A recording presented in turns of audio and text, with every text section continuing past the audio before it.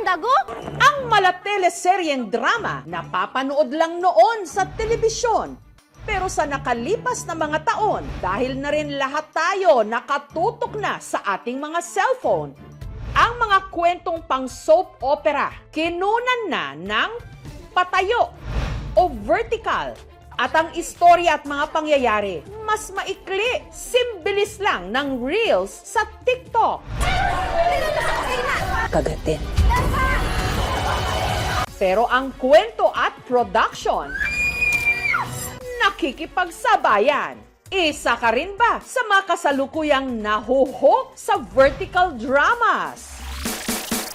Pero kung ang Mexican novela noon merong Thalia, ang Korean novela merong Song Hye-kyo o Lee Yong-a o yung gumanap na si Jang Gyum, siya siguro ang maituturing na pinakatumatak ngayon sa vertical dramas. Ang dalagang kahit laki sa hirap at probinsya, nagsumikap. Kaya nakapag-aral siya sa isa sa pinakaprestigyosong universidad sa China, kung saan niya ipinamalas ang kanyang pagiging genius. 719! Linda Walker, 719 ang nakuha mong score!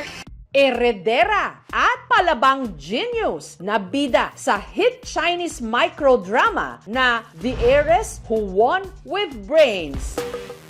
Si Lin Su Wang, ginampanan ng Chinese actress na si Zhang Yingfei o mas kilala ng kanyang Pinoy fans bilang si Linda Walker. Dahil ika nga ng mga Gen Z, Pinoy-coded o Pinoy na Pinoy ang takbo ng kwento ng buhay ni Linda. Marami tuloy sa atin na hook, nabuhay din ang samot-saring memes. Ang score ko mataas pa sa 650 points na walang adjustment. Ginawan pa ng mga skit. Bakit 254 lang ako, ikaw 790? Tinopya ko lang naman sa'yo lahat eh. Bakit? Anong set ka ba? Kasi ako set A. Ikaw? Set B. Pati na makeup transformation. Galing ako sa Brookshire. Ang grade 12 student nga mula Quezon City na si Ellie, certified K-drama fan daw talaga. Pero nag-iba raw ang kanyang hilig nung napanood niya si Linda Walker. Minsan nagde-daydream po ako na kinuha lang po ako sa bahay ampunan. Lumaki po ako sa probinsya na laki sa hirap. Tapos ang totoo po talaga is anak mayaman po ako. Yeehaw! Si Ellie, relate na relate daw kasi kay Linda dahil siya'y isa ring prom-D. Ginagalingan ko po lalo, katulad ni Linda Walker, para po makapasok sa dream school ko. Ako ang tunay na rich kid sa capital city. Kung bakit damang-dama natin ang mga dialogue ni Linda Walker, siya ang dahilan. Ako si Linda Walker, isang mahirap pero matalinong high school student sa probinsya ng Brookshire.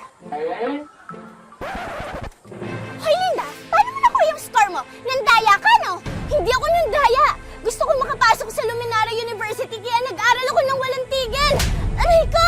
Aray, bitiwan mo ako! Ako si Kim Pomeda ng Sampaloc, Manila, ang Filipino dubber ni Linda Walker. Iba raw talaga ang target na role ni Kim nung siya'y nag-audition. Ang kinakareer ko talaga, hindi si Linda Walker, si Nancy Lewis, yung kontrabida kasi isa lang yung line niya sa audition. Naglabas na ng list ng mga nakapasa. Tapos nakita ko, Kim, Linda Walker. Ang pangarap ko talaga, makapasok sa Luminara University. Na-pressure ako kasi bida to eh. Tapos alam ko, Chinese Reels, mahaba to. Ako ang tunay na rich kid sa capital city. Kawawa, napagpalit ako nung pinanganak ako. Dumating ako sa dubbing ng Ang Ganda, umuwi ako ng mukha na akong ewan.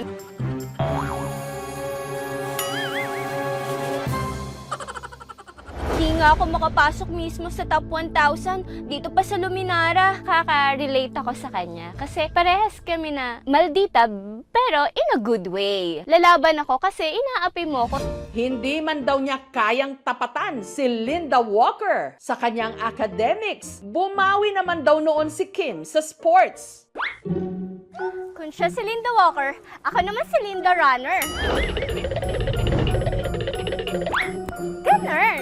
Noon, naging track and field player ako. Tapos, naging representative ako ng Philippines sa Ohio, USA.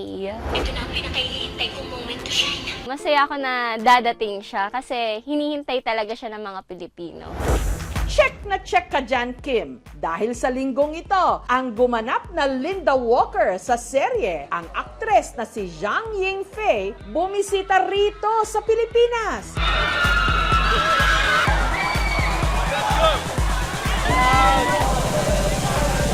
Para i-promote daw sa mga estudyanteng Pilipino ang kahalagahan ng edukasyon. Gusto ko pong batiin ang lahat na pagbutihan ng pag-aaral to strive for excellence. Sobrang saya po kasi napapanood lang po namin siya sa Reels. Ngayon, nakita po namin siya ng personal. We love you, Linda Walker! Nitong Martes, nakapanayam ko naman si Zhang Yingfei. Hi, my name is Jessica. Jessica. Yeah, hi, hello. Hello. It's nice to meet you. Nice to meet you. Yeah. How should I call you? Feifei. Feifei. Feifei, thank you very much for this interview. Xie. Xie. Yeah, and they know you as Linda Walker or Lin Si Wang, but who is Zhang Yingfei in real life? How would you like to introduce yourself to our Filipino viewers and followers?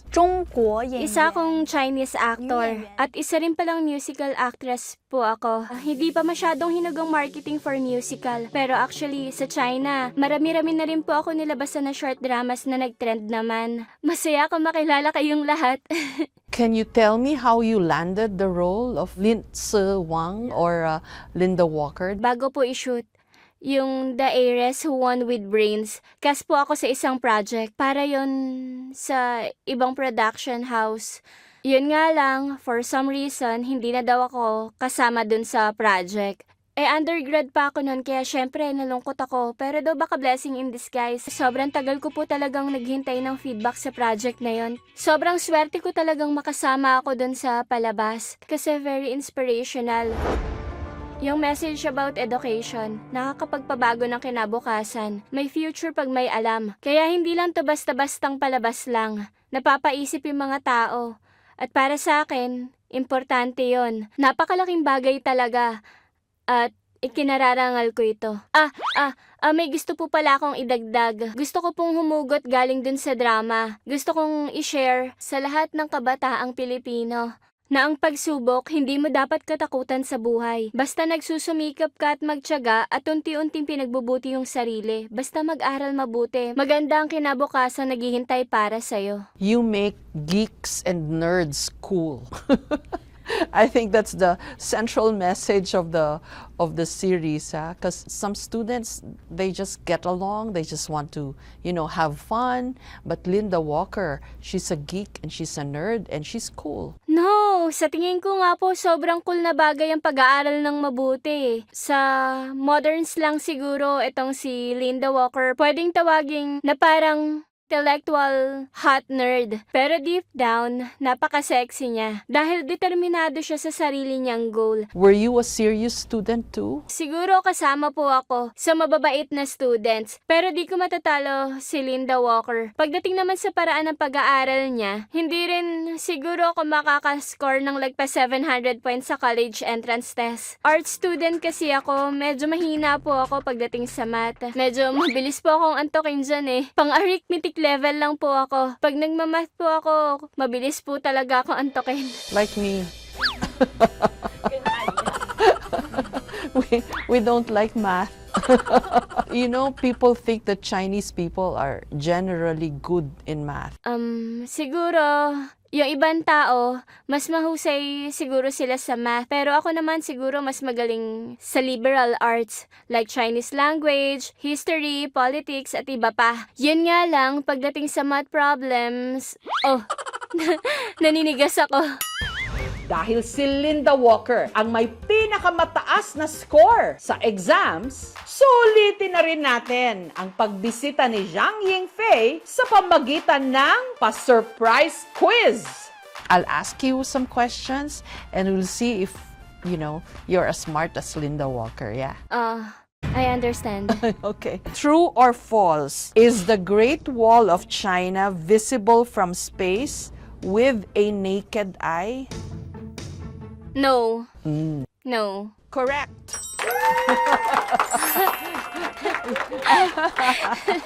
True or false? Fortune cookies, did they originate in China? No. Fortune cookies? No. She's really smart. Yeah, correct. Outside of China, which country is home to the world's oldest Chinatown? Here, that's true, Philippines. Imagine we have the oldest Chinatown. What is the capital city of the Philippines? Manila. Yep. Manila. Yay! Last question, what is the value of pi? Sasagutin ko yung value of pi? Ganun ba? Okay, sige.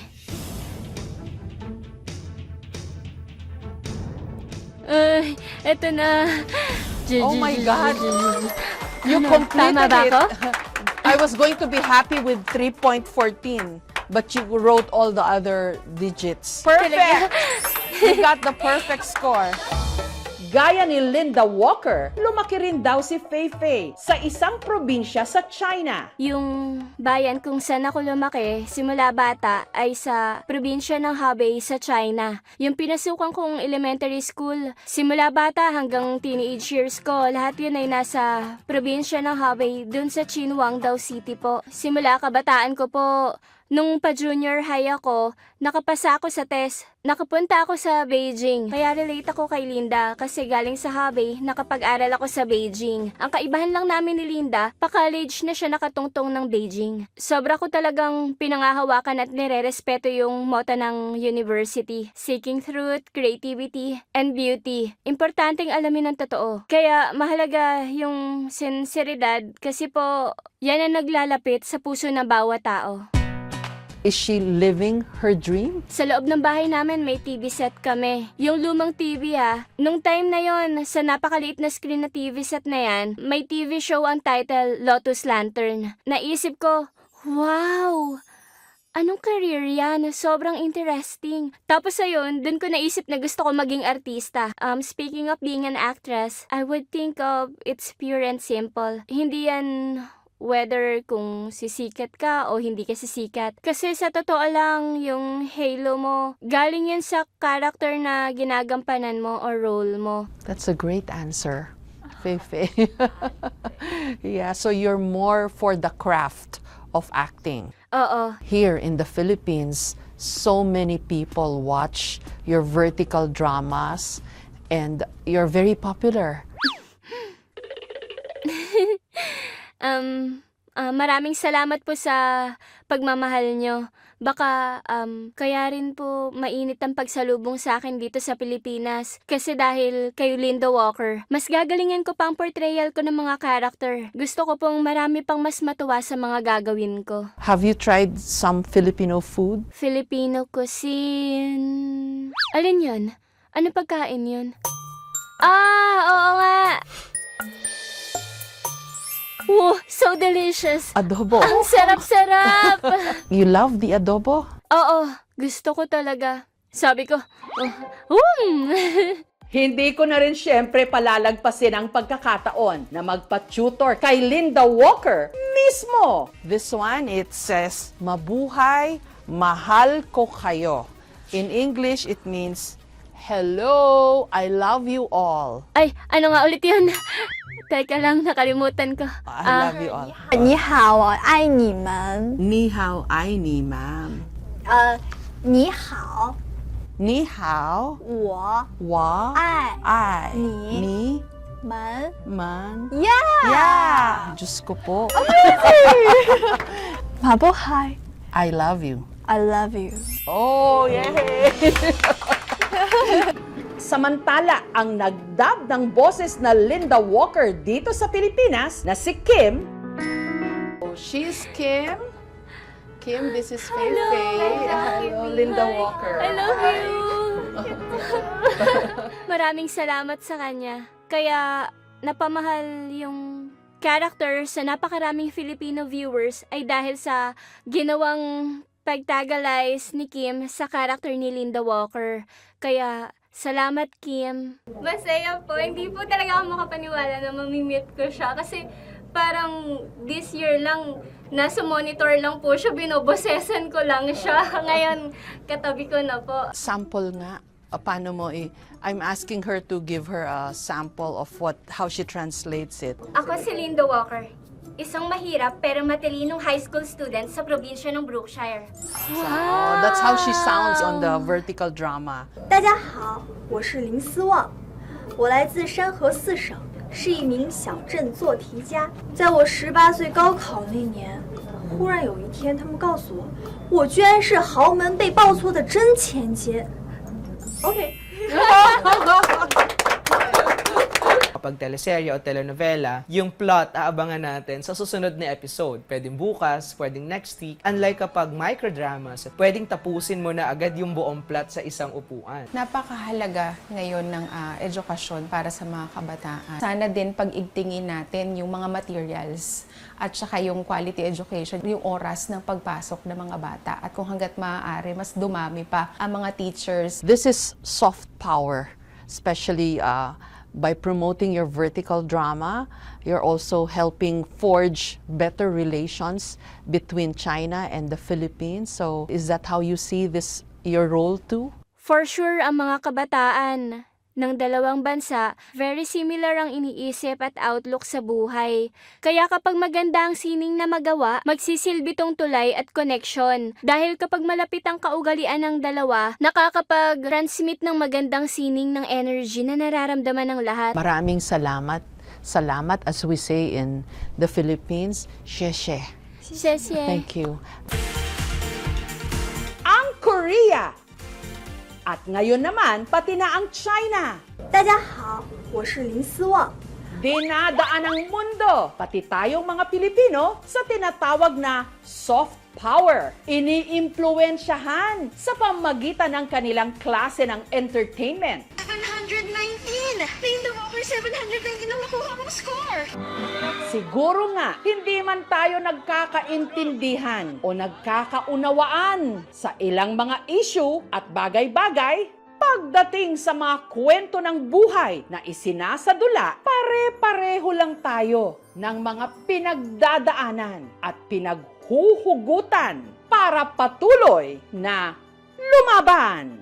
EKMJS na yan! Yay!